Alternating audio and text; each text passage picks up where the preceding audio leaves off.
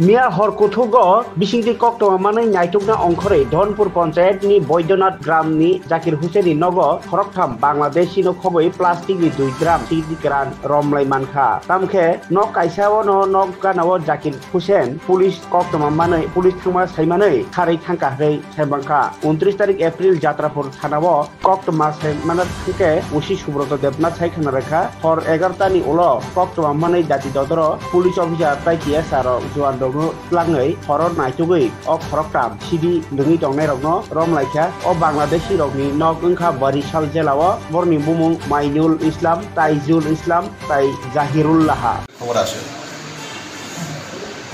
আমাদের গোয়েন্দা দপ্তর থেকেও খবর আসে যে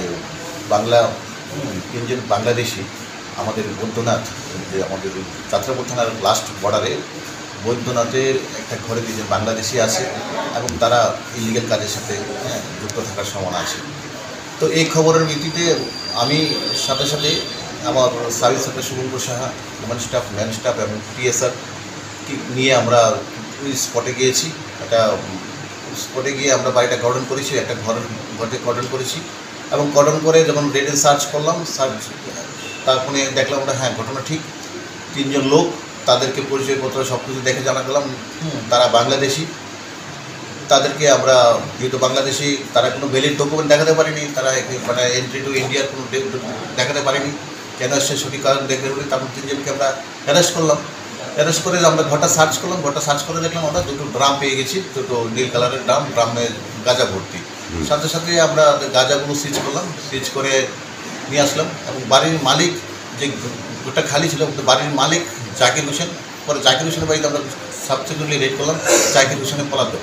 তো হাওড়া আমরা থানাতে এসে জাকির হোসেন যেটা হারবরিং করেছে তিনজন বাংলাদেশি, জাকির হোসেন এবং ওই তিনজন বাংলাদেশি এগেইনস্টে আমরা এনডিপিএস এবং আইপিপি একটি আমরা কেস নিয়েছি, তদন্ত করছি। দেখুন বিষয়টা আমরা কিছুদিন যাতে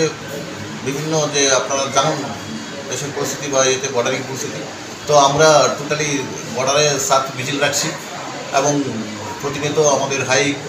অথরিটির নির্দেশ অনুযায়ী আমরা পিএসএফ এবং পুলিশ মিলে জয়েন্ট প্যাট্রোলিং করছি,